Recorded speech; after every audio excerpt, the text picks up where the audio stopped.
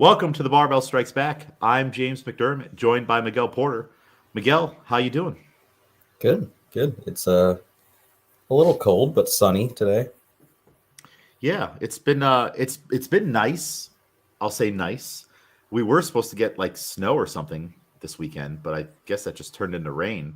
Right. And I feel like it's changed with the weather changing. I feel a little bit of a different attitude. I feel more motivated. I don't know. Do you feel that way when the weather changes? Yeah, definitely. I think just having it be brighter for longer and yeah, I think the sun makes a big difference. It's like the difference between getting in your car at the end of work when it's just dark already and it's been cold. It kind of makes it seem less cold because the inside of your car is now like a little bit more warmed up, but Yeah. yeah, Yeah, there's daylight. Like I feel motivated to do even just basic things like let's clean the kitchen. Let's just instead of you look outside and everything's white. There's right. just something about the snow. I don't think I'm built to live in that kind of an environment. Like some people live like that all the time, where you look Right. outside, it's just white snow. Even when the sun's out, it's different. You got to see some colors. Definitely. I could not. I couldn't do that. People living in Antarctica or Iceland or wherever it is they live, snow all the time. So today we're going to talk about foundations, building a foundation, sticking with things and being consistent with it, and how that can improve our training, our coaching, and even just lifestyle. It's kind of a common theme we've been talking about all year. It started with us discussing at the beginning of the year just things that we were going to try to develop as habits. And one of mine was the Core 365. And the whole goal of the program itself is just to build up consistency with daily core work, which is something that's fundamental in gymnastics. Like you got to be building on these shapes, these positions all the time. Get your nervous system, primed. Like this is the shape you make with your body and develop strength. And I'm kind of now just seeing the results of all the work that I've been putting in the last 2.5 months. Like we're not yet 3 months in yet, but I can't remember the last time outside of my main thing of reading the Bible every day that I've done something for 90 days straight without really missing anything, except for that one time I was sick and I made it up the next day. And it's cool to kind of see results happening now, Right. with consistency. There was a workout that was the other day, it was 75 toes to bar for time. And I was like, okay, I could change this to 75 knee tucks. But that day I just wasn't really feeling hanging from something. And I was like, all right, well, let me go to the ab mat because I haven't done ab mat sit-ups like at all. And you would have thought that I would have scaled some things to ab mat sit-ups. Just never really crosses my mind to do that. Like Right. I was just scaled to a different hollow or whatever it is. So I was like, you know what, let me do ab mat sit-ups and see how far I can get. And I did the first 50 in a row. And I was like, oh, wow. And I glanced at the clock. I'm like, let me see if I can get to 75 in a row. I just kept it to 75. And I did 75 unbroken ab mat sit-ups. And I can tell you, I've never done that before. Nice. I would have either purposely broke it up or maybe around 25 or 30, you start to feel it. And then you're like, let me just lay here, take a Yep. second. Um, it's definitely not something I could have done at the beginning of the year. No way. I couldn't have done 50 in a row. But when I got to 25, I was like, well, let me see how far I can get to 50. And I'll probably expect to stop somewheres around 34 to 37, right? And then I got to those and I was like, well, I'm close enough. Let me just keep going to 50. And it just kept, that was like the theme. It just kept happening. I'm like, well, let me see if I get to 60 now. Now 65. Now I'm at 70. I'm not going to stop now. Let me try to do the whole thing unbroken. So that was definitely an ab PR. And it was like in a test that I wasn't planning on doing to kind of show me how far we've come from the beginning of the year. Because I know I definitely couldn't have done that at the beginning of the year. And it's just all that hollow work, just Yep. all the positions, all the side planks, all the holds, the Superman stuff. And I was just like, wow. And I don't think I could have made it to 100. Like once we got to 75, they were getting a little more labored, a lot Right. more arms coming in. But that's kind of like the next goal. I'm like, well, I know I can get to 75. So I can expect that last 25 to kind of be a fight, to kind of Hmm. grind through. And maybe I stop at 84. Who knows? But that's just I was an unexpected thing. And it was nice to see that all the work I've been doing, 4 minutes here, 10 minutes there, 1 minute here, on depending on what the workout is, on like, oh, it's working. It's motivating when you see things are working. Yeah. Yeah. So I'm motivated to keep going, of course. Like I want to get all 365 days and just keep this going throughout the year. I'm having fun with it. And we're to the point now where it's no different than brushing your teeth in the morning, washing your face, or making meals and eating, or these other things. It's kind of pretty deeply ingrained into my day now, no matter what's going on. Right. Pretty much to the point where I don't have, like, there's not a compulsion to get it done, but it's like I will step away from something to make sure I get it done. Like, it's like that much of a non-negotiable. It's kind of like with reading the Bible. I've pulled over on the side of the road before to make sure I got my reading in and then continued on my trip. If I was at a function and let's say I didn't read that day, and for whatever reason it's like almost midnight, like, no, I'll step away and go do that real quick and come back. Like, it's so it takes time, I think, to build things up. Maybe if I would have missed a couple days, like in January or early February, that could derail the whole thing. But if once you get past this 90-day hump, it gets much easier for sure, just to stick with something. Are you getting there with any of the things you've been working on? Yeah, I think none of my things are like every single day. But yeah, you're right. With just when it's a thing that you do, it's not that hard anymore. Like, you don't have to force yourself to do it. It's just a part of your routine. Yeah. Like most nights before I go to bed, I read at least like one chapter of a book. So like I'll close out the night, and it again, like, it's fairly easy because it's like eat dinner, brush my teeth, do like 10 minutes of like my mobility type stuff, and then before bed read a chapter that usually tires me out, and then go right to sleep. So yeah, most days able to keep that routine, and it definitely helps me sleep better, especially just the routine of having a sleep routine, but also mobility and reading like right before bed, like, puts Huge. you out for sure. Yeah. And you're not on your phone. You're not watching something on TV that's stimulating, maybe like remember when in Game of Thrones the Red Wedding happened and stuff. Like, how do you go to sleep right after that? Right. Like when your mind is racing, you're like, I got to talk about this. I like this is, it can be tough. Or you're just seeing maybe horrible news scrolling through your feed, or things going on in the world, and even just people doing lifts, just the sound, the noise, the screen staring back at you. It takes away. But now you're winding down 10 minutes, stretching, just calming the body down. You've already eaten. That probably helps with digestion a little bit too. And then you read, tire your eyes out, and go to bed. Yeah. It's been good. And imagine too, if we look at it a different way, everybody has what we're talking about. Like with me, with my Core 365 and some of the other things that I'm doing, you with the reading and the mobility, it's deeply ingrained. It's every night. Not many things are going to knock them off where it doesn't happen. It's essentially just like brushing your teeth. It's something that's going to happen. You're not going to skip it. Other people, and I have as well, you have other things that are in those places. And it might be sitting down, and every night you've built up the habit of scrolling on your phone for an hour, staring at the screen. You've built up watching a show, or you've built up ending the night with, let's say, alcohol, right? And like, that is your deeply ingrained habit. Like, out of 365 days, the 99% of those days end like that. And that's what you're banking your time for. That's what your foundation is built off of.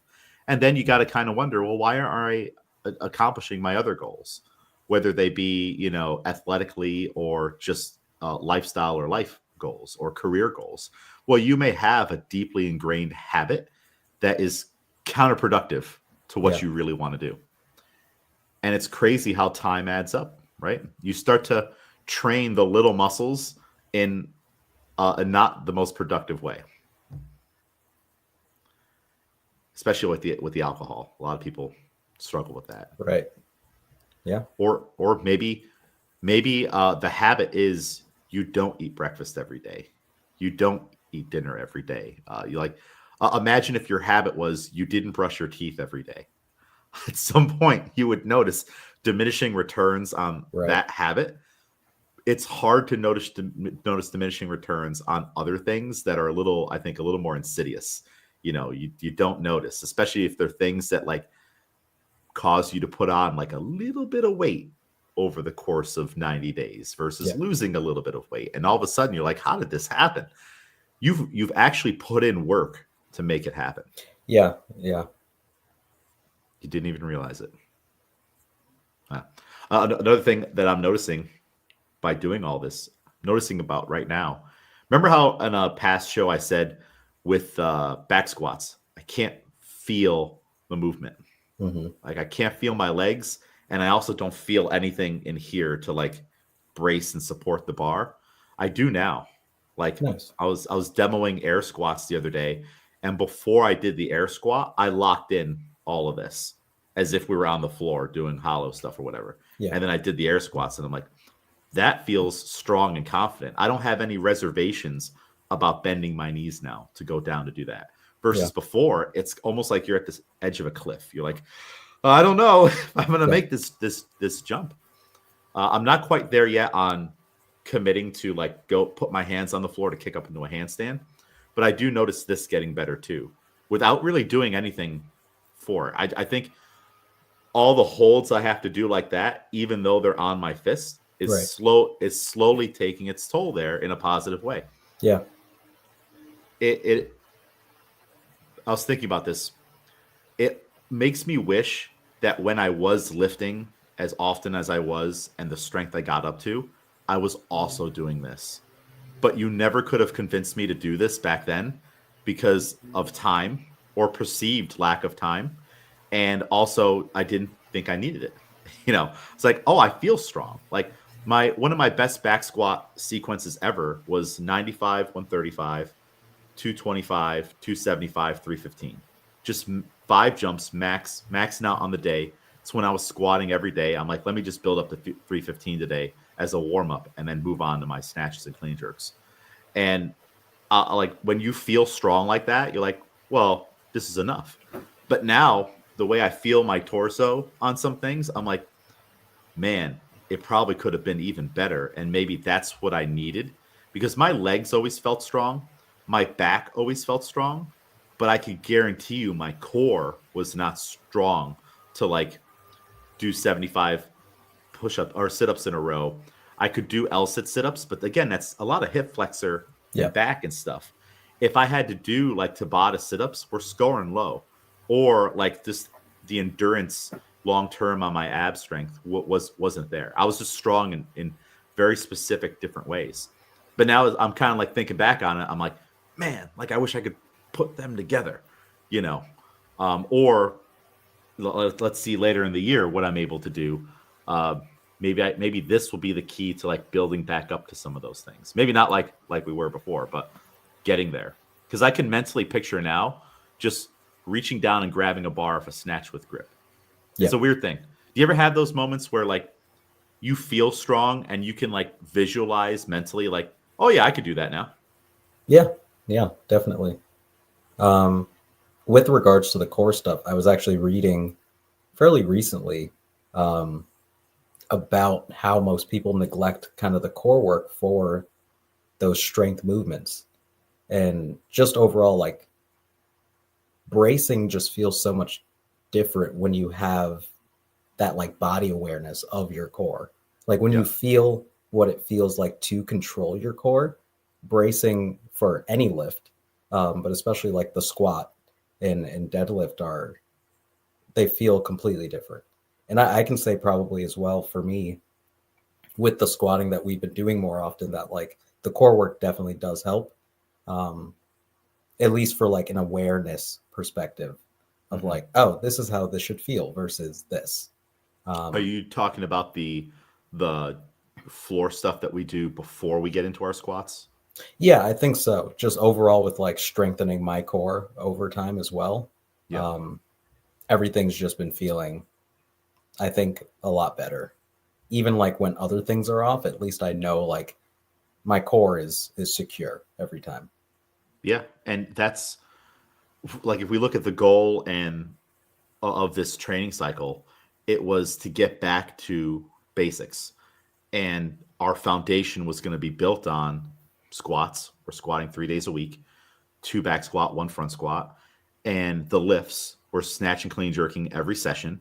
We just had the variations in there to work on specific aspects of the lifts.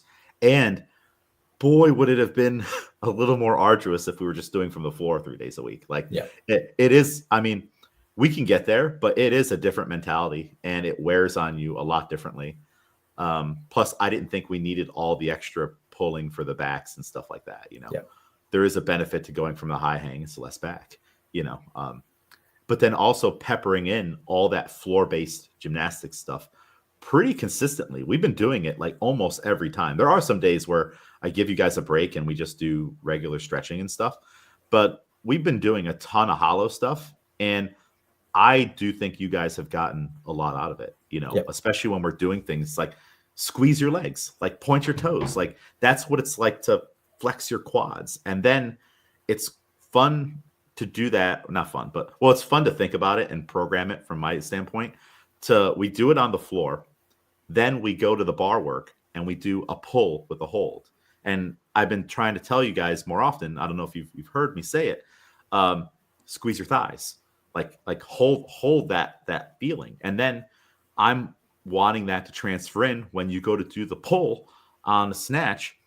Of course, it's never going to be for that time frame. Like we started off longest on the floor, less time on the barbell when we're doing the pull with the shrug and hold. Mhm. And it's going to be for the least amount of time when you actually go to do the snatch or the clean.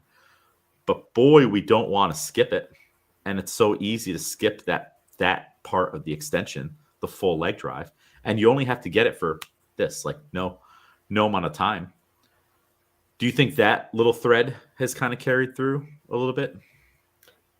Yeah, I would say actually, because Friday was the first time in a while that I've set up in the back.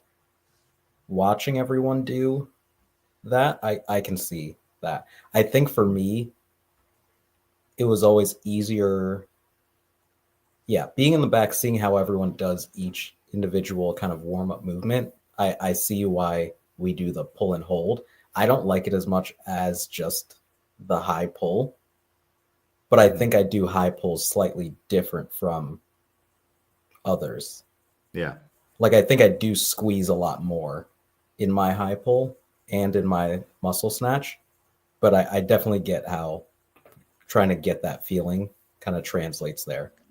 And that is a variation of the high pull, to go up on the toes, squeeze the thighs, and like you're holding all of this up there. Yeah. Like you're not going to pause up here, but like to go through the motion, it probably could be good for us to do the pull with a shrug and hold the extension, then do high pulls that way, just to encourage holding the legs a little bit longer. The reason I typically revert and go to flat foot is because I don't necessarily want to see the muscle snatches that way. Yeah. And then the other stuff. But I think it'd be good to pepper it in on different days. Like I think the best day is always like the hip day, where Right. the least can go wrong. So maybe that's a day where it's like pull and hold, high pull and hold this way. We'll use this variation of the high pull this day. It's just with the empty barbell. And then go on to the muscle snatches. And if people are a little toesy on the muscle snatches, the nice thing is I think the snatch balance will hopefully reel it back in, because before we go into full snatches, we have a barrier of a snatch balance with a dip and a drive on a flat foot. Yeah. I don't know. These are the things that I think about. I'm like, crap, like, well, that just ruined everybody for the day, on one thing leading into another. So it's kind of cool to think about exercises in a progression on, well, what is the snatch balance going to do? It's going to get us back to flat feet and whole foot versus everything was toes, toes, toes, toes. Now we get the full lifting and it's like, man, why is everyone on their toes today? Because I taught you to be on your toes today. Like Right. you guys worked all day. You're tired. We finally got here, and all the drills set you up for toes, toes, toes. That was the foundation I built today. And if I'm seeing it on multiple people, that's the programming did that today. I did that today, versus, okay, like it's just one person's a little toesy today. When you're thinking about, or when you're coaching your classes, do you see things that way on like, ooh, I led everybody this way, or the progression I picked encouraged this habit, and that's the foundation I laid for the day? Yeah, definitely. Yeah, even in just we talk a lot about setup and how grip and like stance are like the foundations for all the movements that we do. And you can see that a lot in different movements, just in like hammering in, here's how I want you to grip the bar for these toes to bar, or Yeah. here's how I want your dumbbell facing for these dumbbell snatches. Today, we're going to set up and we're going to do our deadlifts with our dumbbells facing this way, so that carries over with our high pull and our shrug, and so that we're pulling this way to keep the dumbbell close and things like that. And then, yeah, there are the times where you kind of put in something new in the progression that's a little bit different.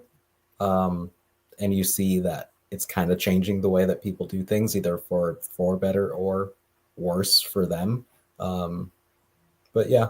Yeah, and it's funny, you can put things in with physical exercises and also what you say, because our barbell progression is pretty much the same almost every time. Sometimes I'll take things out and shorten it. Sometimes I'll add things back in, and we'll do those things.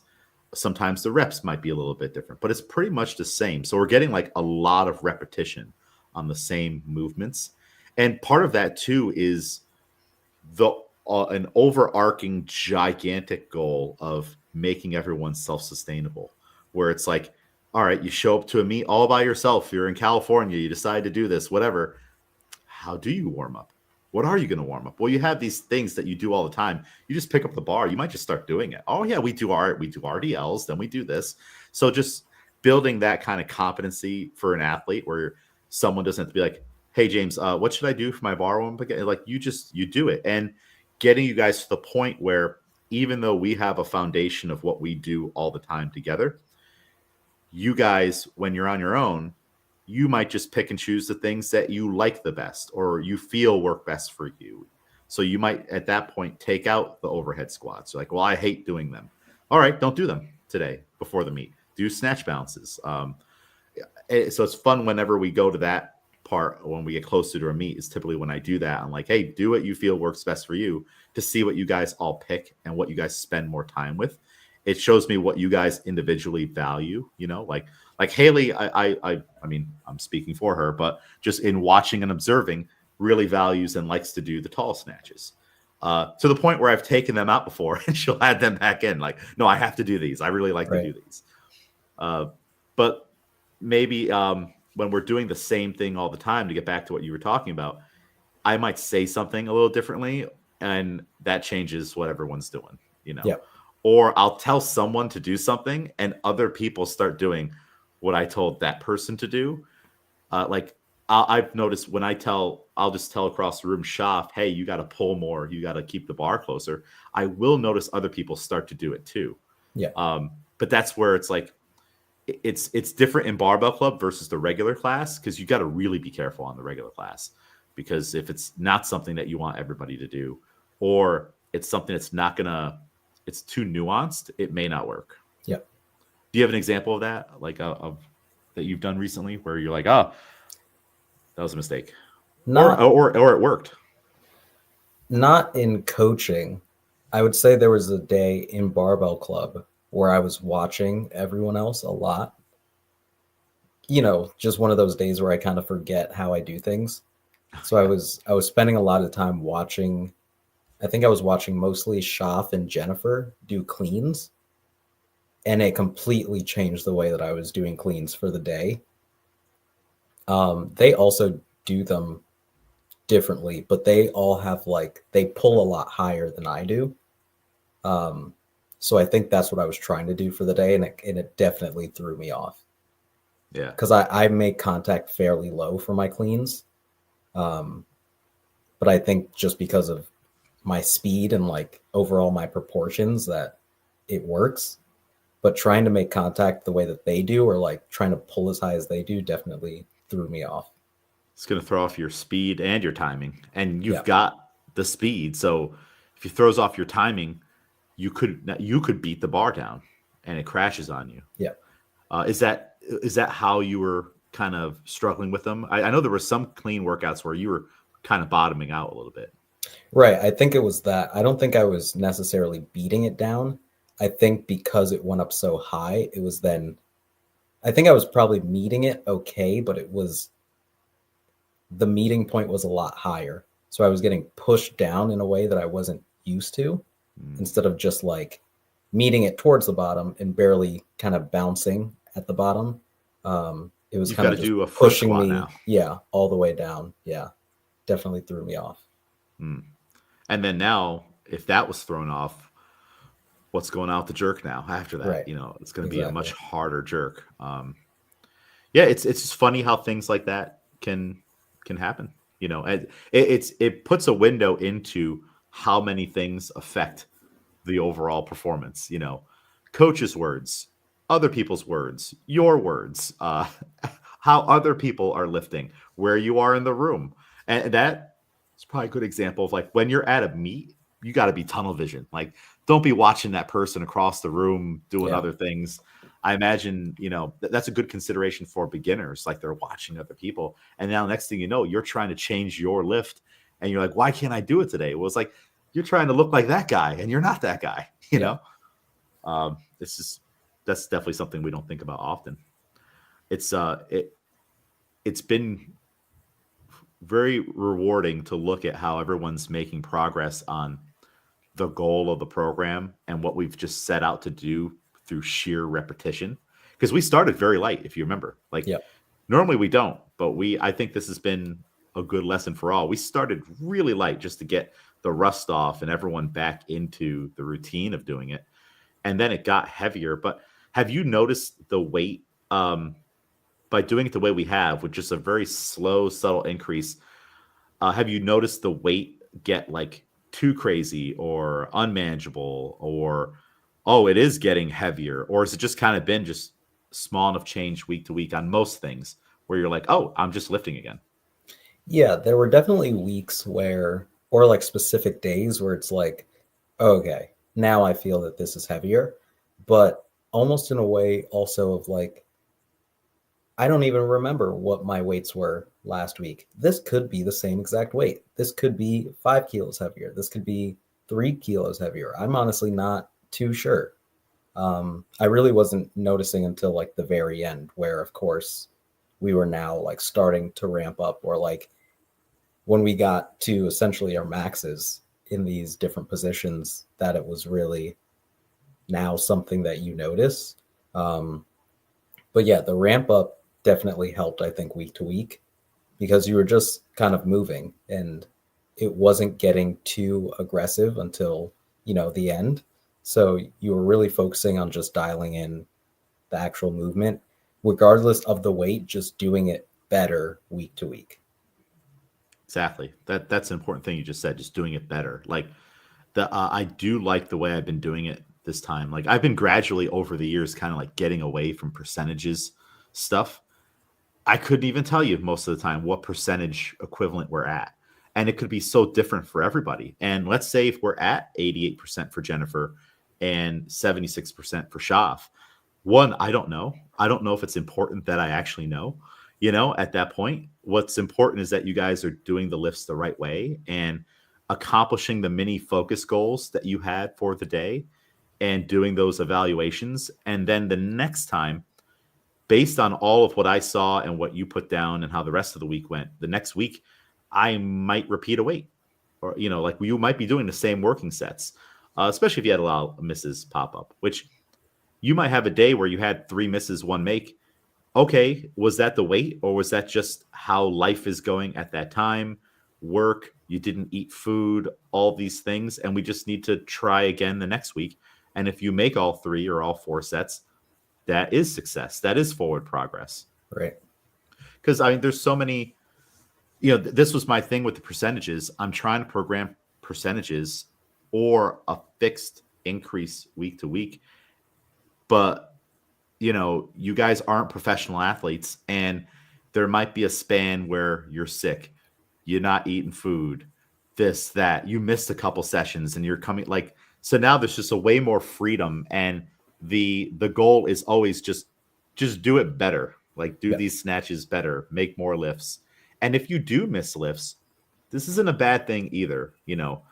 I think getting through a training cycle and having a 100% is almost just as detrimental as missing all of them and just going crazy heavy all the time. Misses are going to happen.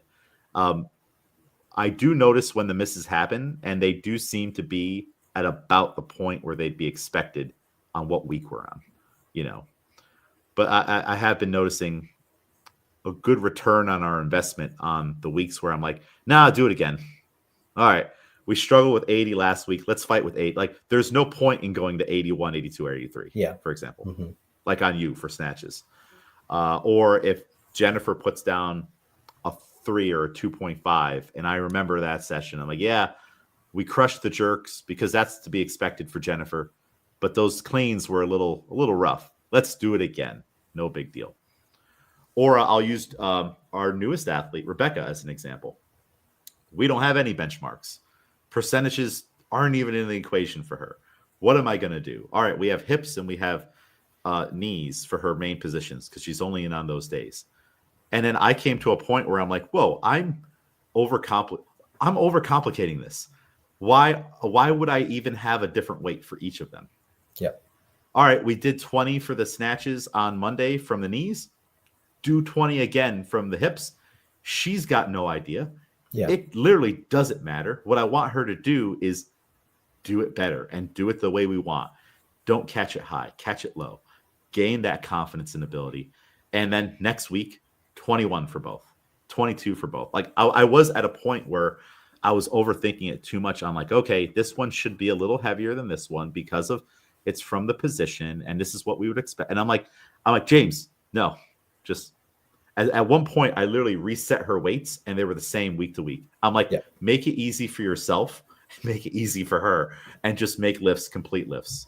That was something I did midway through once we got going with her. And then the back squats and the front squats, that's what I'll progress a little more substantially to build up her strength and to give her something where it's like a little more of I feel like I did something today, because that's important too.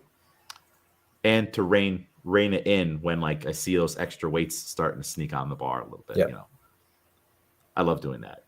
I always notice because once I notice that she's at the weight that we're supposed to be, I memorize the color, and then I see a little green snap. What's that going on there? But having conversations with her too on we are building a foundation. This is just how it is, and if we don't do it now, you're going to regret it later, because everything we're doing now is going to be deeply ingrained later, and it's almost unfixable unless you completely restart, and no one's going to want to do that. And I pointed out to her, whenever you start to rush, you're trying to get in extra sets and reps because you want to feel like you're doing something. Even though we had that conversation, this is not CrossFit. That's not the feeling we're looking for, like the Metcon thing. Or you want to add more weight because you feel like you can. Those are always your worst sets. Those are the ones where you get down there and you miss it. Or you catch it high and then put it down and you're like, what did I do? I don't know if you've noticed that, because I don't know how much you're watching you're typically in the front. But I notice it every time. And I was like, it's important that I point this out to you. Every time we start to go rogue on a particular day, those are your worst sets. Yeah. Yep. And that's a hard thing for a beginner. You guys don't have that problem. I'm not going to look over and like, oh, Miguel's adding more weight to his snatches from the hips and whatnot. I know he hates them. And I'm glad that he built it up to 82 and he isn't being like, no, we're going 77 today. That being said, you guys also have a different thing where if Schaff came to me, he's like, I feel like today's the day. I can snatch 115 from the hips. Let's find out, especially if he's looking good. Like you guys have that freedom. I have, but it'll either be your worst sets because once you complete the weights I wanted, you just might miss because, all right, it was too heavy. But there was that intrinsic motivation that I don't want to stifle versus from a beginner standpoint on like, you need to put in this quality work right now. And we can't afford you putting on more weight and changing your technique drastically because I'm also you're not going to do it again for longer than anyone else because you're only in on just this one Monday or Monday, Wednesday, and then you're going to be off until next Monday. That's a long time, right? So the value there is it just has to be so good every time. Yeah. That's something we'd want to carry over into our CrossFit classes. Do you see that in our CrossFit classes on where you're like, man, we're not going to, I know we're not going to work on this for at least another week. We kind of can't afford to do this in a poor way. Yeah. Yeah, exactly. Especially because it's like, I only coach on Sundays. So I know that I have to, well, I don't necessarily have to, but for me, like I want you to, I'd prefer you just work on stuff. Like today was a great day where overall, if I got a question like, oh, should I just drop the reps? Like, I feel like I can do this many good ones, but once I get to this number, they start to, and I'm like, perfect, drop the reps. I'd rather you get good reps than you start to the last two, you're doing everything completely opposite of what you just did before. Yeah. And yeah, just drop it down, scaling. Let's work on this today. I'd rather you do straight leg raises or knee tucks today than do slower toes to bar or like not efficient toes to bar because we're ignoring this. I can see your kip way better and I can see how you can string them together way better just doing straight leg raises. So I'd rather you do that today than do toes to bar where you're double swinging at the bottom and then you go into your next one.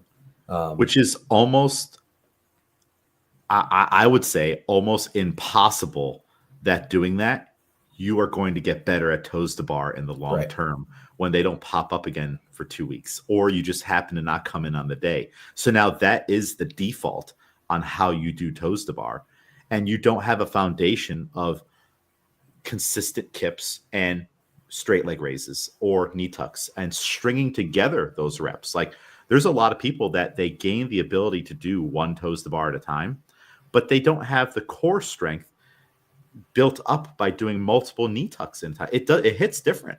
Yeah. I'm someone who scales to multiple knee tucks or straight leg raises.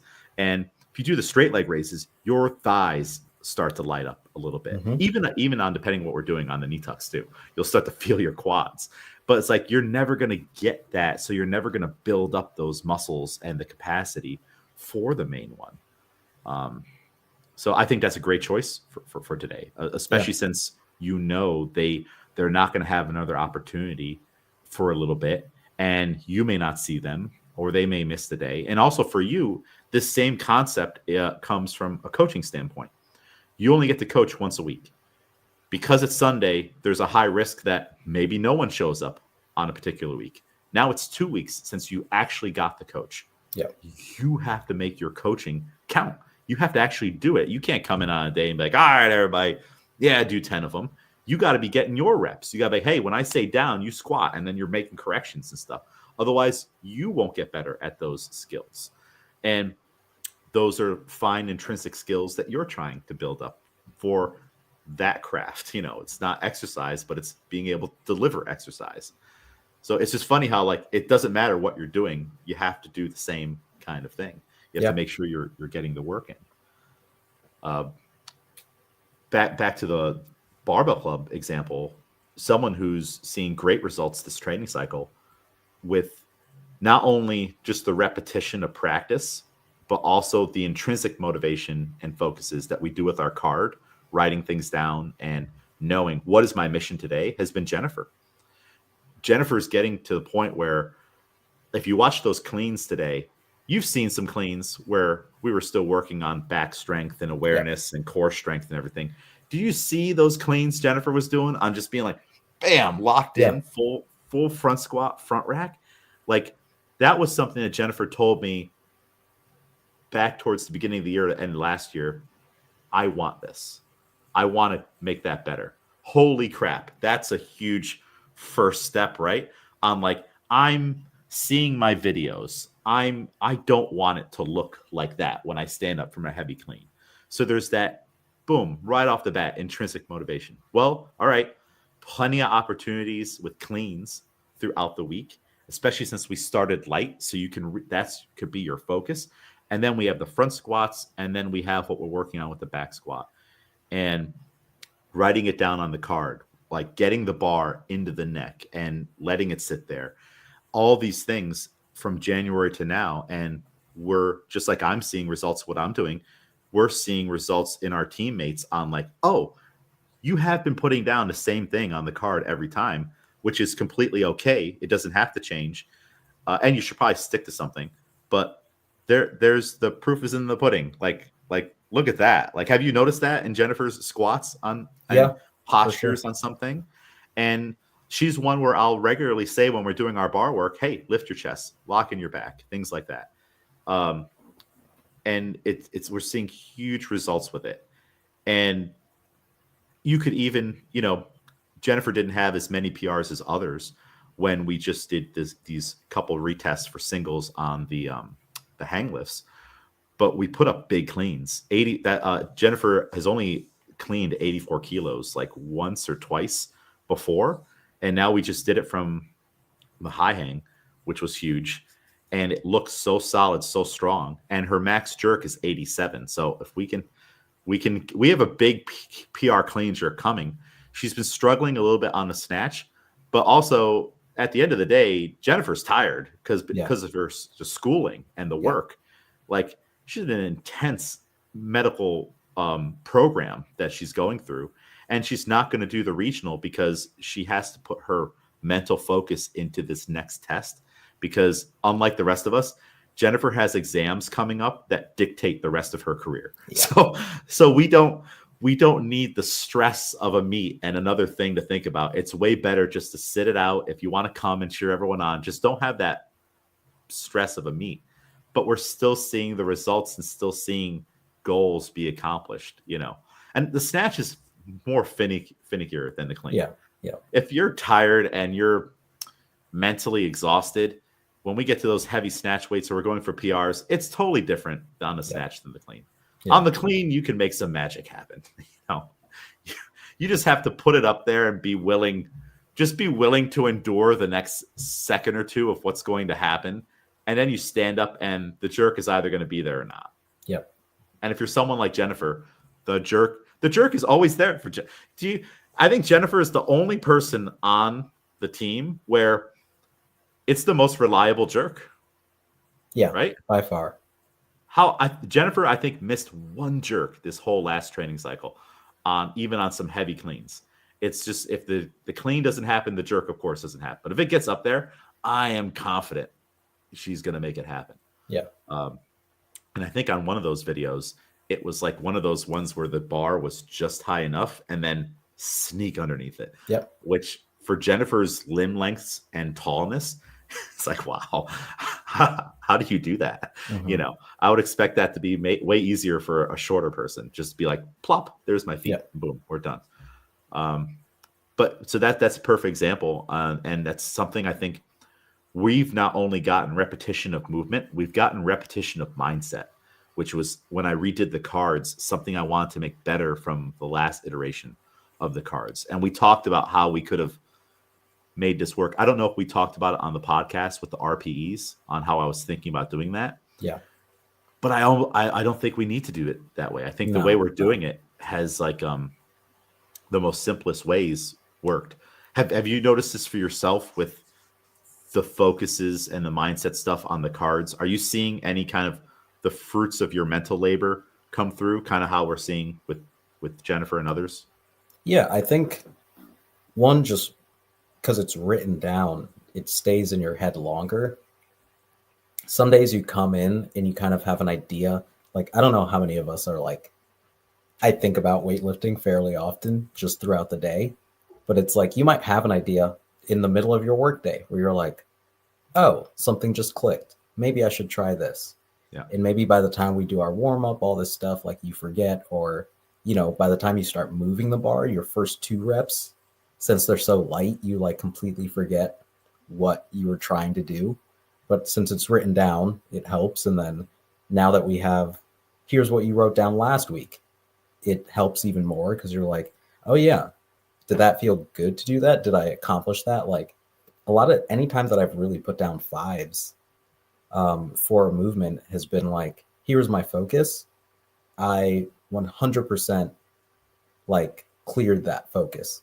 Yeah. Even if the weight still felt like heavy, here's what I wanted to do. And I went through all of them doing this exact thing. So it definitely helps to stay consistent week to week or go like, I've now accomplished this. Let me add in this next thing.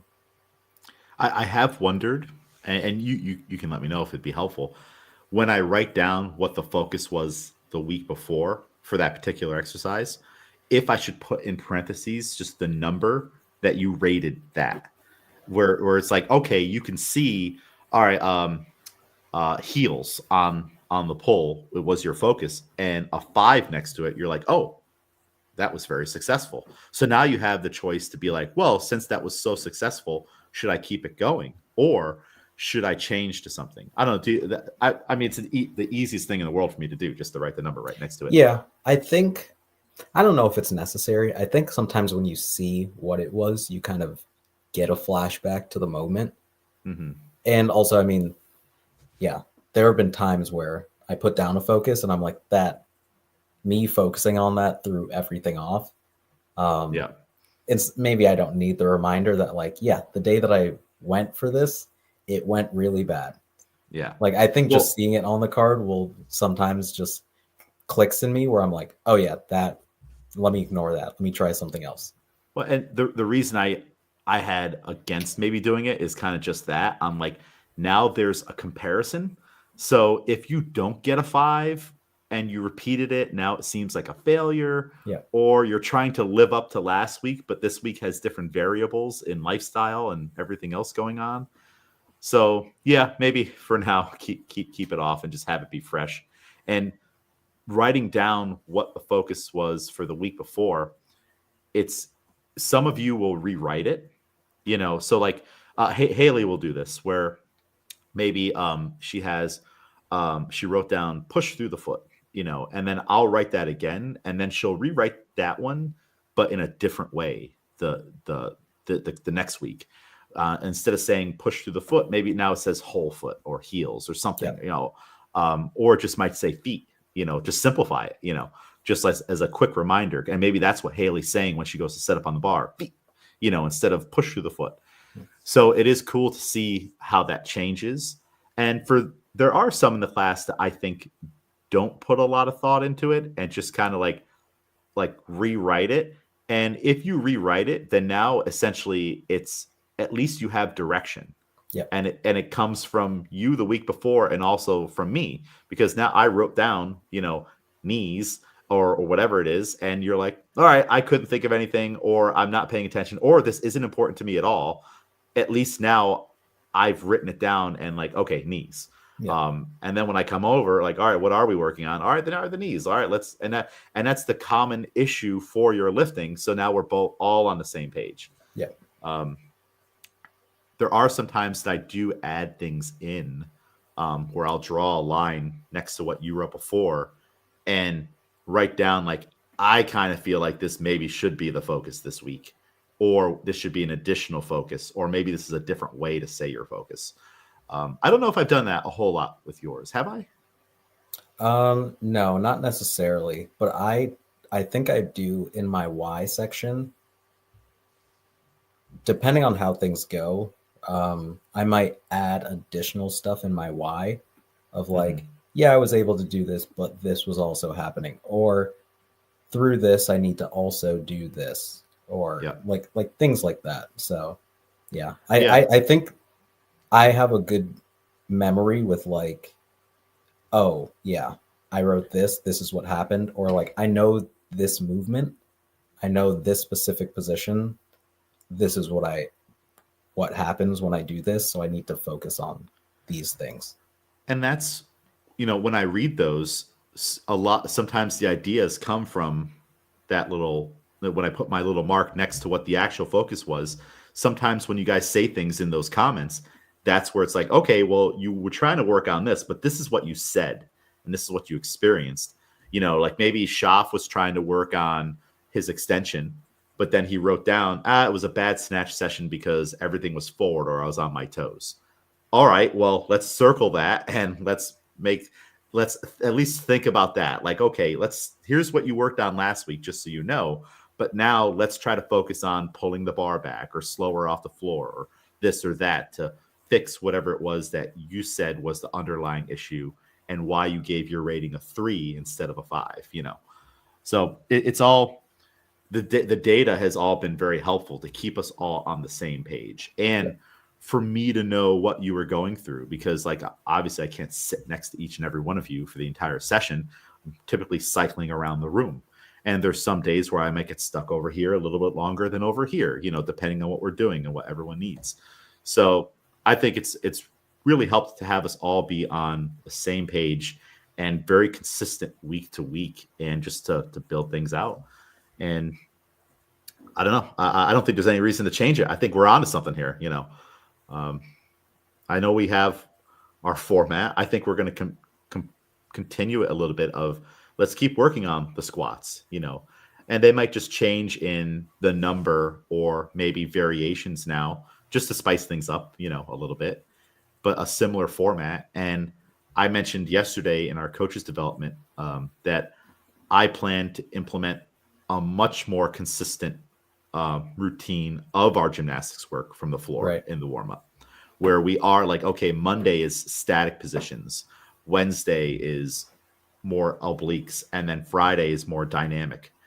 Just so there's it's not more of like well, I did this the other day and I want to see how you guys respond to it, and then put it into a format of a warm up. I want to build it out and be like, this is the program that we're going to follow for these movements, Right. and then see how that progresses, especially as I'm seeing the results from doing it essentially constantly varied, but not so much, because it is a lot of the same. Or like I told you, the same freaking workout will pop up every 7 to 5 days to my dismay. And I'm like, I don't want to do this again, but they're making me to do stuff like that, and just see how we respond. I had another thought I was going to go with that. Wrote down some notes, but yeah, I think we're on to something. Yeah.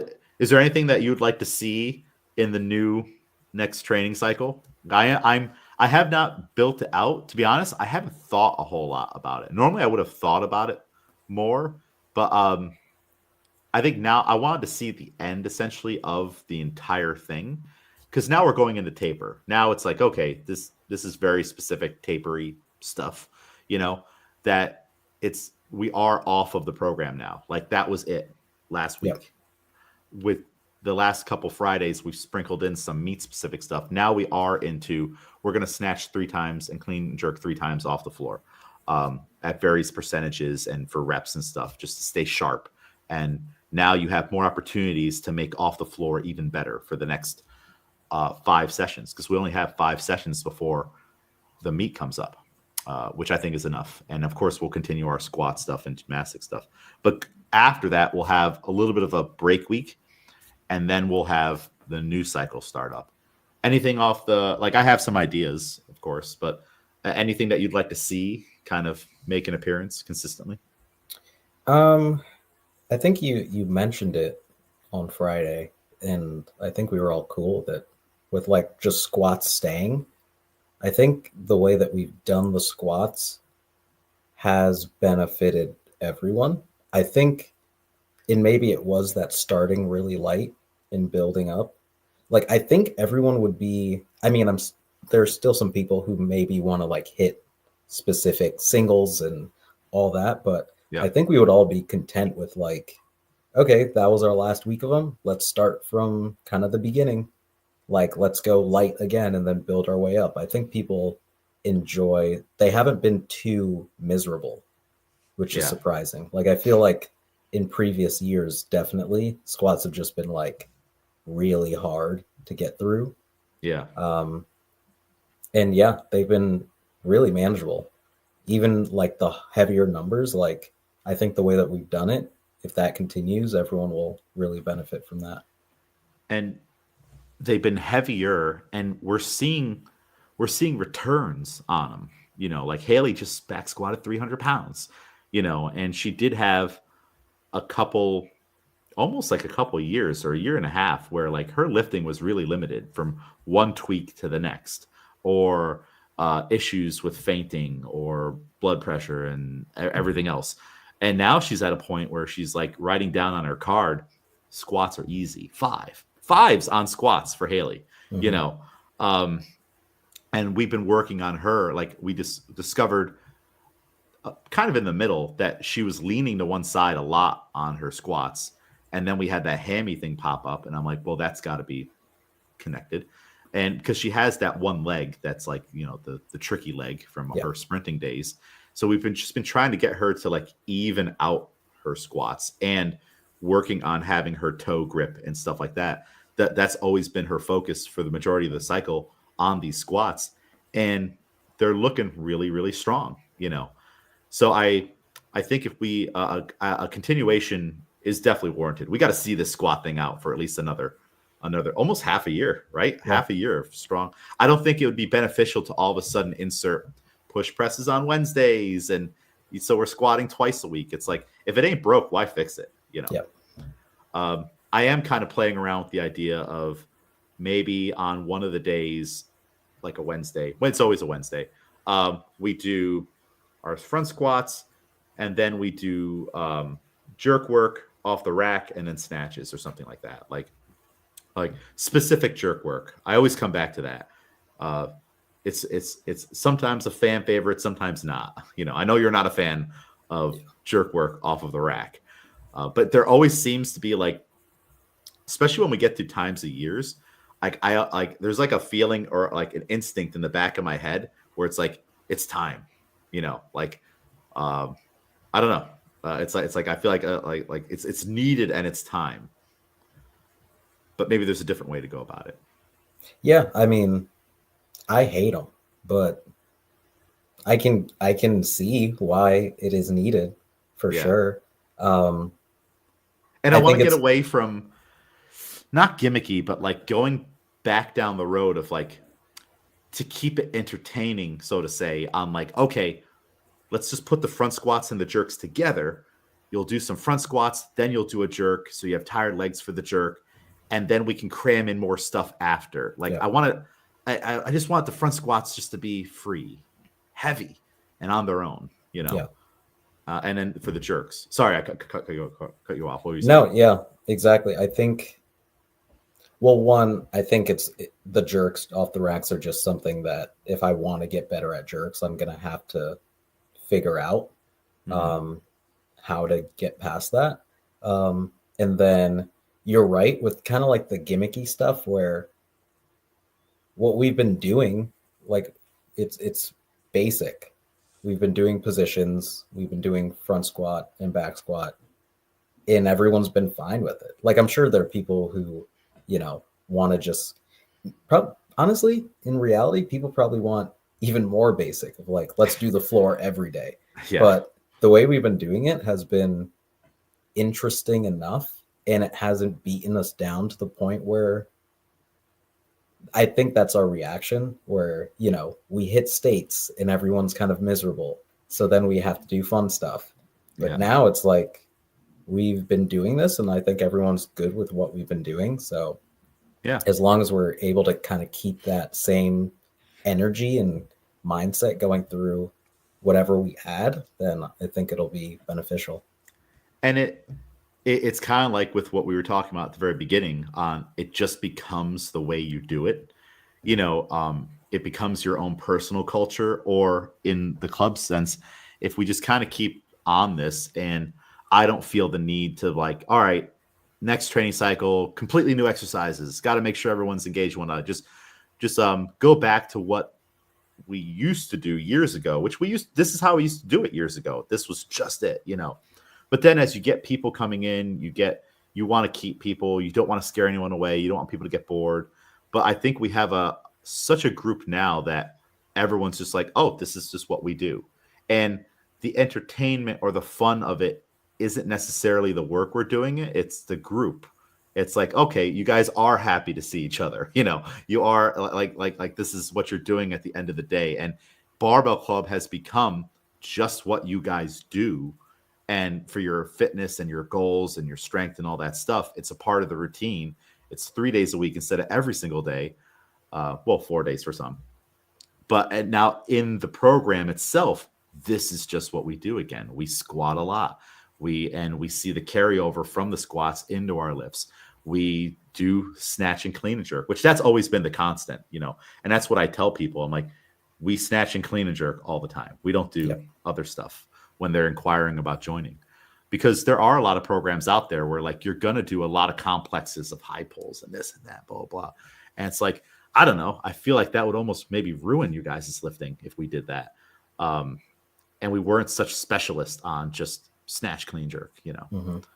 If we were going to do that stuff, I've talked about in the past, warm-ups.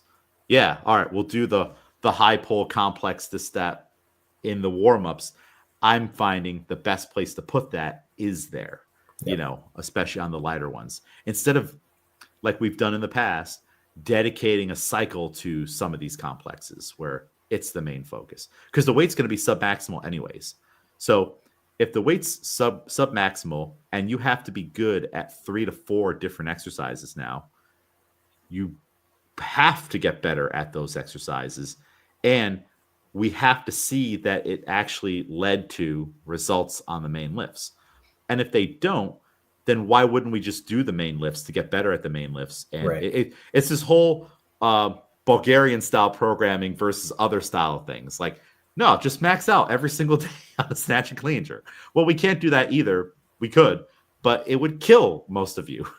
Now the injury rate goes up through the roof, and we're not a state program where, all right, Miguel's hurt, he can't snatch anymore, so he's just going to back squat until he either admits that he can snatch, because it's punishment too, or he just gets better, and we got him super strong. Like, yep.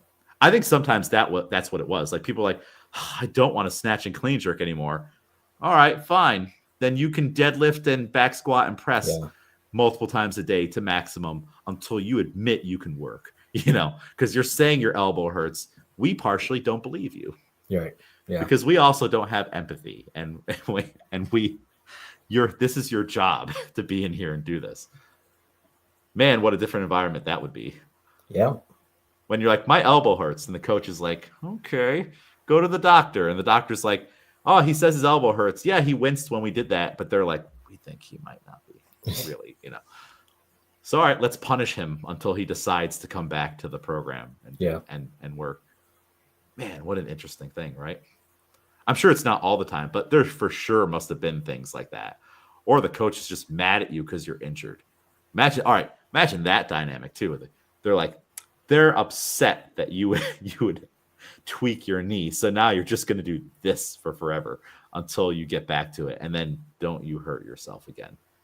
Yeah. I mean, some are like, hey, well, I mean, I saw a video on the Chinese system not too long ago, and they don't max out very often.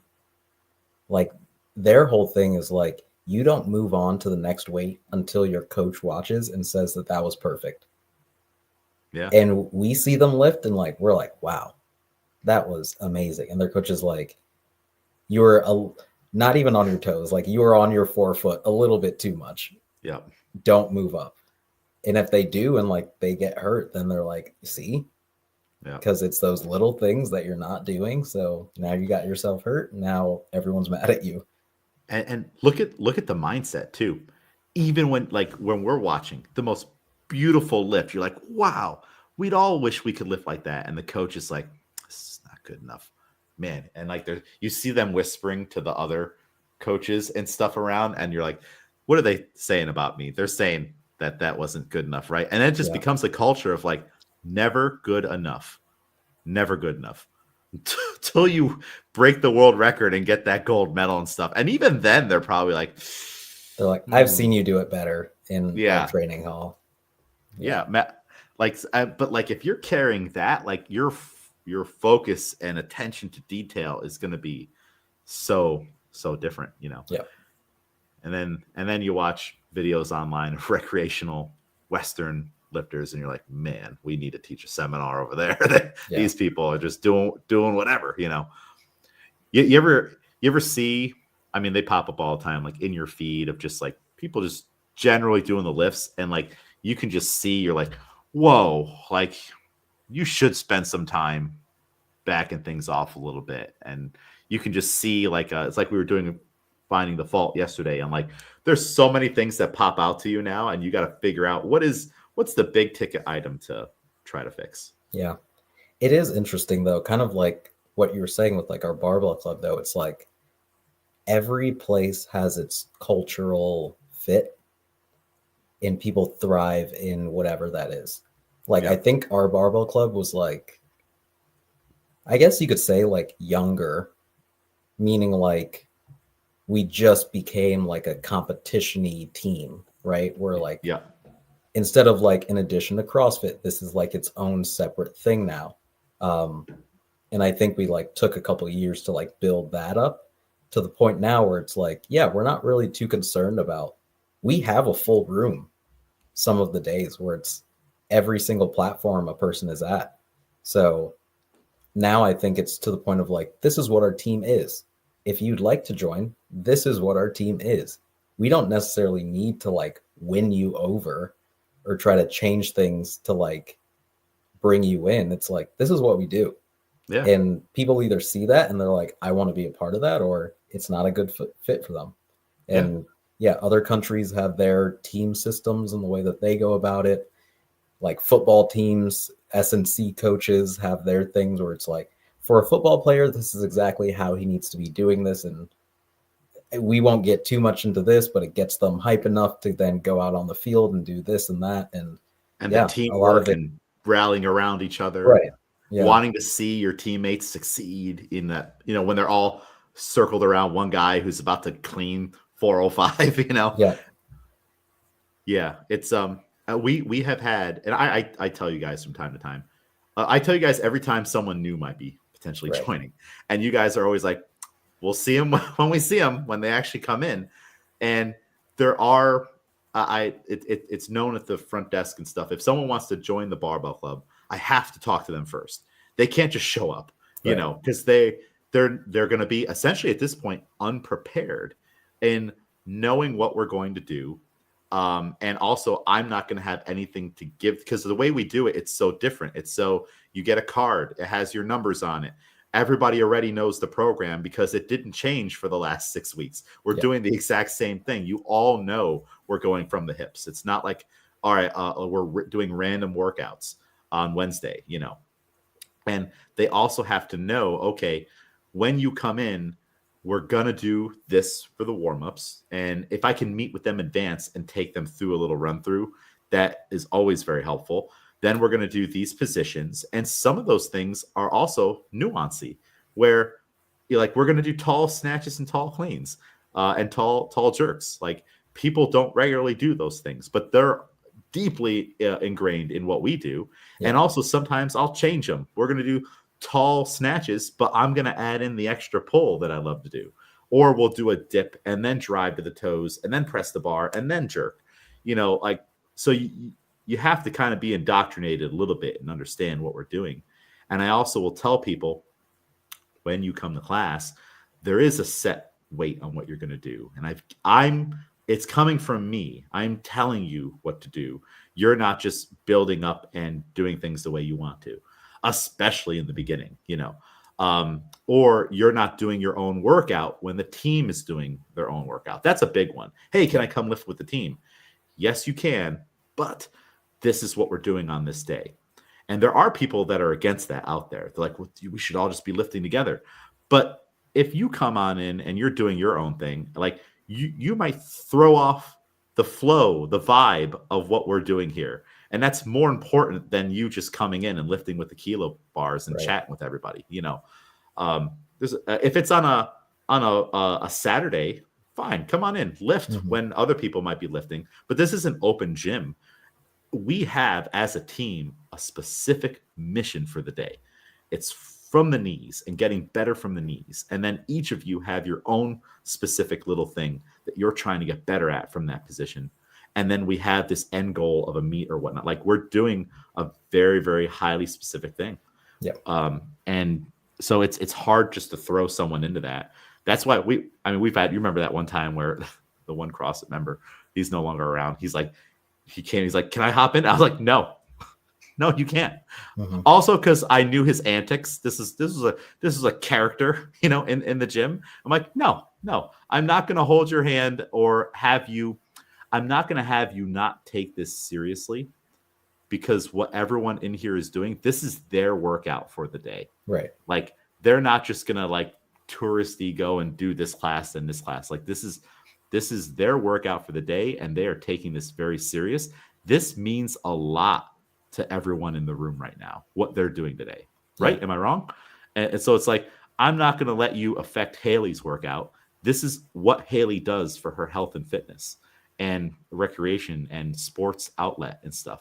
I'm not going to have you come in here and treat it like a joke.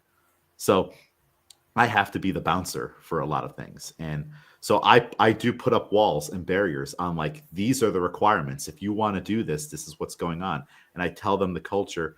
And a lot of people don't make it past that. Or maybe they'll join for a little bit and then they'll decide it's not for them, So yeah, I think it's important. I think it's of course, that's just one way to do it. That's just the way we've kind of melded into being. And I am at the point where I do guard you guys' experience on, like, I don't want someone to take away from it. Does that make sense? Like, yeah, no, I think, yeah. Are you guys happy that I do that? Like, is that a good thing? Yeah, because I again, like I'm saying, like, I think over the past couple of years, we're like, oh yeah, this is our team has an identity now. I feel where it's like, yeah, this is it. Like, come and go how you feel, but like, this is what we do. So you just have to know that this is what we do. And the people that stick with it end up being people that the entire team is happy to be around. Hey, cool, awesome, joke around, things like that, build relationships.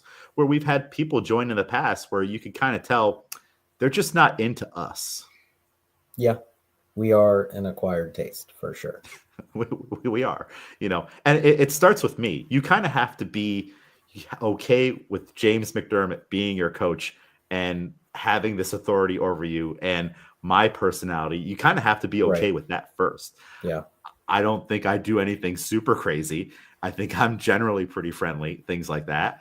And my demands, I think, are always reasonable. I could be wrong, but you have to be okay with me first. You have to be okay with me having gray hairs, being older, being broken at times, all these things, my quirks of my personality, and then the rest of the team's kind of because we do have a collective personality. Yeah. At this point, we've built it up.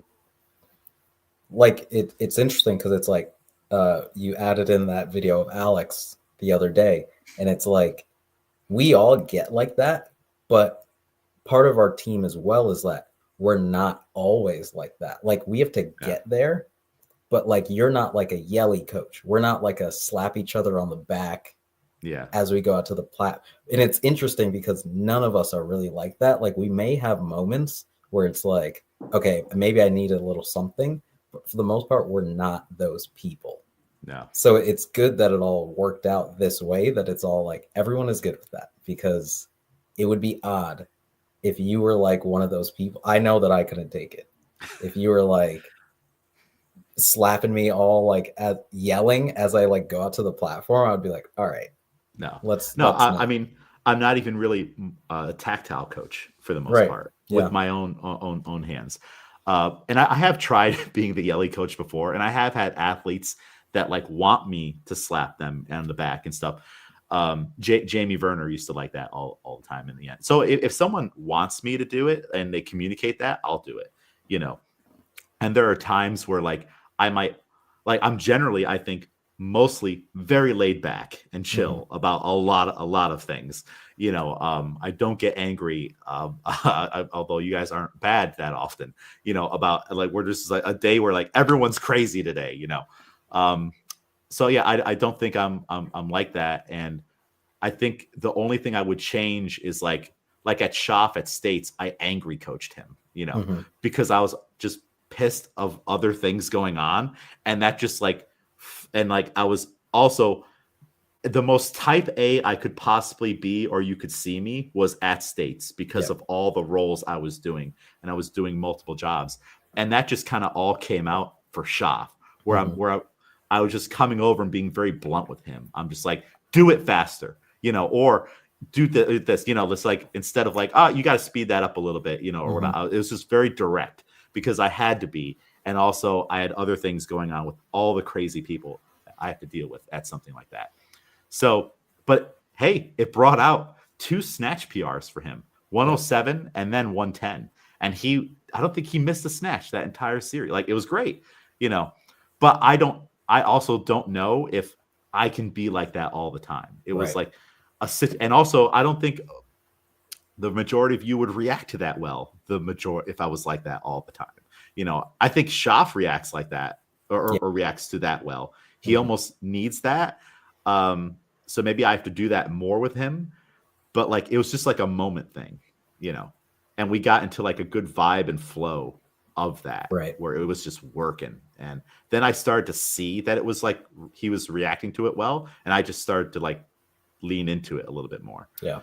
But with, when I went to coach, you the same day where you were before is completely different. Completely different. It's almost like, you ever see that video of the teacher who stands outside of the room and they have a different handshake with every single of their students? That's essentially how it is. Like, I'm very different with all of you, you know.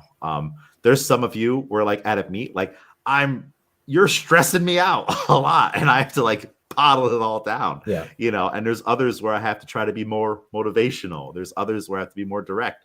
There's others where it's like we just have a different dynamic, you know, and it literally is different with all of you, the approach. And that video reminds me of it. But like, again, through repetition of so many meets together, this is just how it is, you know.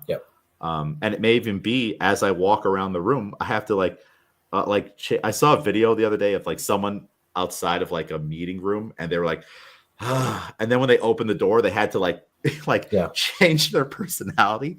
And it's like almost as I walk around the room, I change the way I'm doing everything, you know, to like, what's going on over here?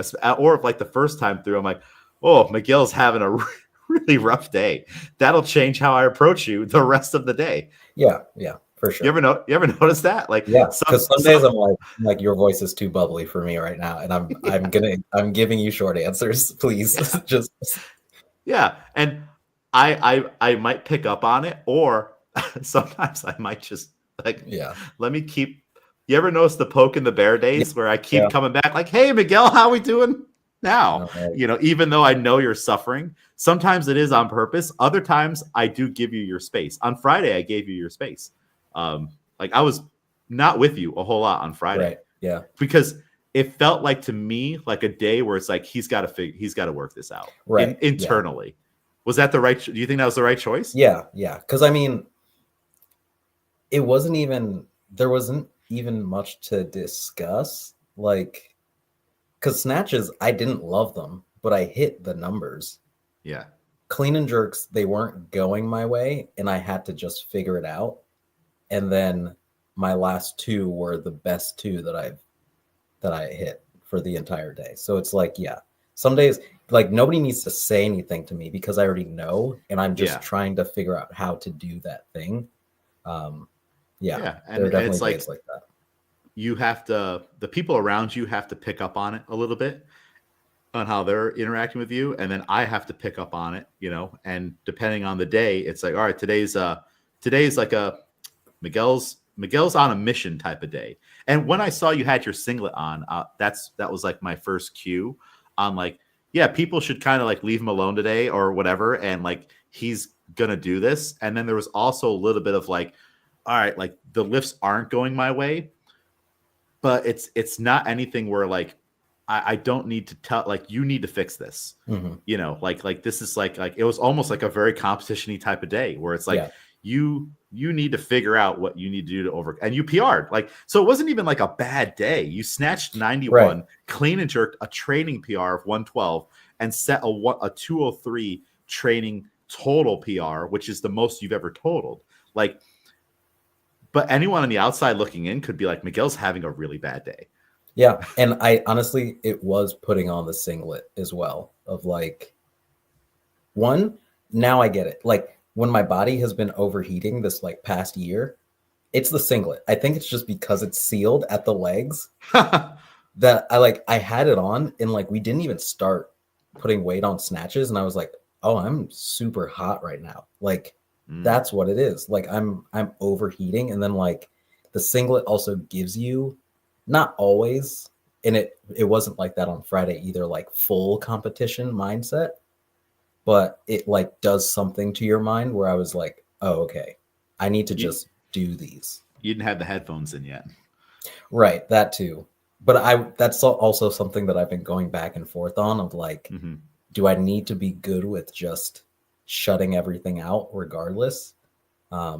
But yeah. Ash, that's aren't those virus singlets supposed to be like extra breathy or something? Like, I mean comparable to like shorts though, just having yeah, like your regular shorts on and like yeah. But interesting. Well, this is a good new revelation. Maybe you have to have ice packs with you or something to. well, I was thinking because I also put on like a compression layer on top, usually Mhm. when I'm competing. And I was like, maybe that's something I save until I like go out to the platform Yeah, to it's a put lot of on. tight on tight, Right. Yeah. So huh? that's also why I wanted to wear it to just kind of play around with that as well. This is a good revelation that we'll have to keep monitoring, and then it makes you wonder, like, are other people having a similar thing Right. going on? Like, multiple of you have had the pass out type thing. Like, maybe our singlets are too tight, where Yeah, and it's you like guys are getting bigger, so maybe you need that bigger too. Yeah. singlets. Or like even like I know people wear like leggings with their singlets and stuff. And I couldn't do that. That would be way Yeah. too hot for me. Hmm. Um, And I but didn't yeah. notice that. I wore leggings with my singlet last at States, but then again, I was using a different singlet. And that singlet's a lot looser. It doesn't have the whole sleeve thing. It's just a strap, so I have a lot of Right. space on the arms and around the neck. And then I'm just wearing like a regular t-shirt underneath it. So interesting. Hmm. Well, look at all the good that's happening. We're at this point. Like, it's nice to be at this point where the skills are sharp, yeah, on the lifting and the habits and all that stuff. Because back in January, it's like, where are we going to be come the Yeah. regional? And I think we're all in a really good spot mentally and physically. Everyone is doing very well. So we'll continue to sharpen the axe. We're doing a lot of good work for our coaching. We've been consistent with our meetings once a month for coaching development. I think that's going well. I think it's just the right amount, especially during March. Like, it would have been crazy to try to get in Yeah. with the open going on and other stuff. And I think that last drill we just did with the lesson planning was really beneficial. Like, the speaking of like along the trend of just having a foundation. If you're going to coach a class, you need that lesson plan, and how big you can build out that base. Like, I talked about getting down the stimulus and the drop dead start time and then building out the rest of your hour. And we looked at, our general warm up, or our whiteboard brief, our general warm up, our specific warm ups, our practice rounds or build ups, our bathroom breaks, the WOD itself, and then the cool down. You have to insert all of that, and then you can just so expand upon it. What am I going to say when I'm at this part? What's the focus? Just like in Barbell Club, the way you guys all have a focus for your lifting for each piece. In a regular CrossFit class, you're doing that on a more micro level where it's like, all right, for this step of the progression, this is what I want you to focus on. Yeah. And you're doing it for them and for you. You're doing it for them so they know what they should be working on. All right, we're keeping our elbows up on this set of squats. You're doing it for you so you know what you're looking for. That way, when you tell someone to get their elbows up or to lift their arms, whatever it may be, you both know. Look how much more easier it makes it, you know. And then you layer things in like, okay, I'm going to ignore the fact that they're not squatting low enough. I'm just for this set, I want them to keep their elbows up. Then the next step, we're going to do more front squats. I want you to keep the elbows up, but now I want you to squat deeper. Now we're all on the same page going through it. It's just, it's all about just setting yourself up and other people up for success in every little thing that you're doing. I think it was really cool. We've never done it before at our gym. I don't know if other people do it. Having everybody write a lesson plan for the same workout and then put it all on the board and see how similar they were and similar mindsets, but also how different they were too on some things. Because we all read the CAP ones. So of course CAP is going to have an influence on it. And then you guys also all take my classes regularly, which means that's going to have an influence on it because you learn by seeing and doing and repetition. And then I also have things that I follow or get advice from or do myself, and that influences my decisions on things, which is funny. The things that influence my decisions will then possibly influence your decisions. So it was just cool to kind of see that. What did you take away from just seeing all of the different variations of the plan for one workout? Yeah, it definitely popped out how similar we were. But like, I personally want to focus more time on this. So because of that, I'm going to put this thing into the warm-up so that I don't have to deal with it outside of that. Or like that I don't have to chew up too much time later. This is just going to be part of my general warm-up. Or, okay, I may have to nix this idea. Like there was a time where I was kind of doing that. Like, all right, if the workout is a big like strength piece, I need to give them like some sort of Metcon-y thing. And, you know, nixing that or looking at, okay, you might have more experience here. So your rep ranges or what you're trying to see in like the practice round is a little bit different from what I just almost like throw in because I don't have as much experience with that. Or I'm looking for something specific here where I can see how Josh doing 2 rounds for his practice round really gets people to think about this and that instead. And the pacing from one to the next, like you can start to practice that. Like, are you going to shake out your hands? Are you going to take a breath or two?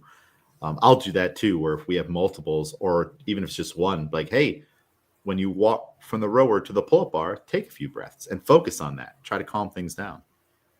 But yeah, it is interesting because I'd say like we all had the same kind of base, which is kind of just you, and then our own individual kind of flares and what we take away, what we see.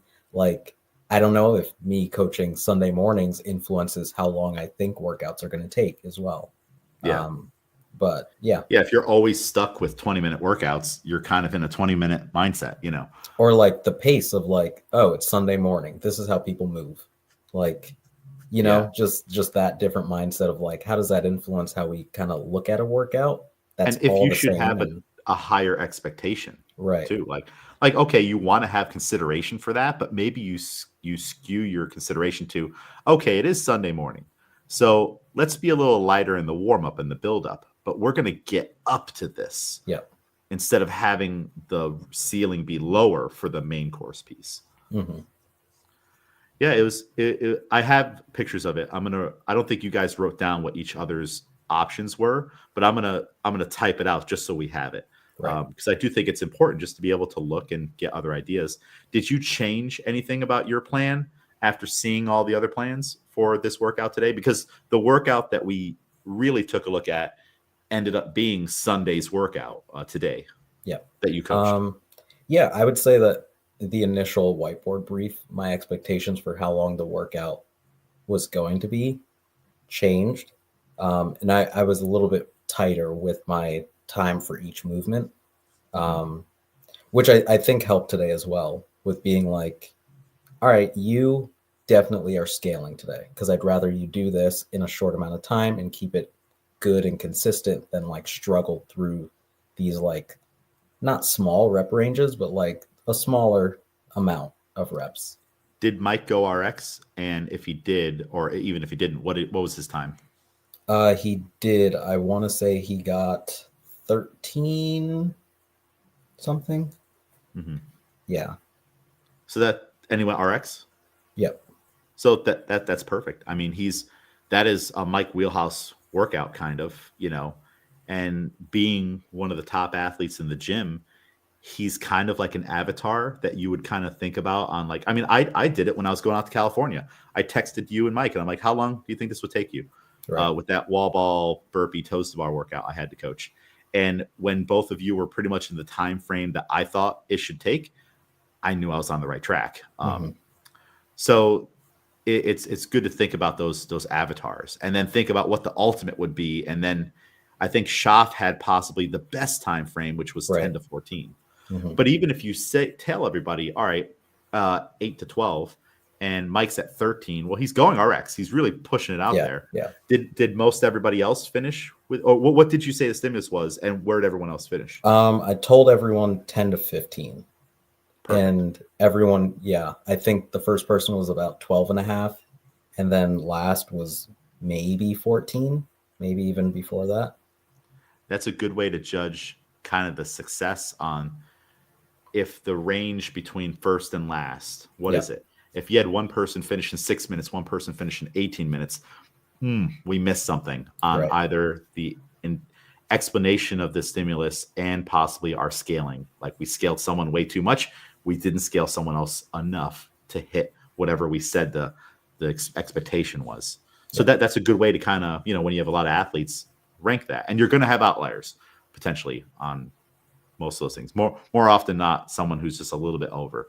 Yeah. But a little bit over is okay. When I taught that one workout in California, most of my people finished within the stimulus. And then I had, I think, 2 people that were like a minute or 2 after. But in a class of 16, fine. Right. Like that's going to happen. So yeah, that's a good way to kind of judge the class. We'll keep doing that. I think the lesson planning thing is cool. I don't know if we need to put the other 2 on the board or go with a new workout, and maybe we'll just keep it to one workout the next time. Maybe we've spent a lot of time with these 3, Yeah. kind of just like talking about them and the challenges of that barbell workout. Maybe we'll do a whole show on that later. But yeah, I think it's something to think about. And for you, we don't have a workout for next Sunday, so. What are you going to do? Have you thought about it yet? Not fully. Yeah, we're doing Fran tomorrow, so Yeah, yeah. good. Are you going to do it? No. Okay. But I'll take a look at what we have for next week's round of workouts so that I don't do like something too similar. Okay. Or, but yeah. Yeah, it could be a benchmark, or it can be something you think up, or something you see out there that you're like, oh, that'd be cool to do. Yeah. And maybe a good place to start is, what do I want to coach? What Yeah. will I have a really fun time coaching? And when we're building a lesson plan, having a foundation, some of like those cardinal rules is like, okay, is this safe? Am I getting people a lot of good range of motion? Are we having, good stimuluses? And then is it fun? Are you having fun? Are they having fun? And then anything that could possibly happen is okay. Like, just like with all the variations in how we would all approach that class of double unders, toes to bar, and dumbbell snatches. All right, James really wants to coach the toes to bar today. So he put dumbbell work and double unders in the warm up free up more time for this. But then the next time I coach the same workout, I might decide completely differently to spend more time on the dumbbell snatch and less time on the toes to bar and no time at all on the like it's all, as long as there's a reason and logic behind it, it's all okay. We're still going to get to that last workout. It's just, how did you decide to spend this time? And are you making safe decisions that give people opportunities to work on those movements? So we'll keep working on it, and we'll keep all the stuff we're working on going. And I need to get going because Magazine Dreams is coming up here. Yep, it is. So Miguel, any closing thoughts on everything we talked about, building a foundation in our training, life, and lesson plans for coaching? No, nothing new, I guess. Same ideas. I think we covered most of it. Yeah, I agree. All right. Follow us. James and McDermott. Couldn't be Miguel. Albany CrossFit. Albany CrossFit Barbell Club. Or don't. Put down your phone. Read a book. Do some stretching. Go to bed. That's probably better. Don't follow us. Don't follow us. And I'm not saying that in a way of reverse psychology where I tell you don't follow us, so you follow us out of spite. Do something productive instead of social media. All right, Miguel, later. Thank you. Bye.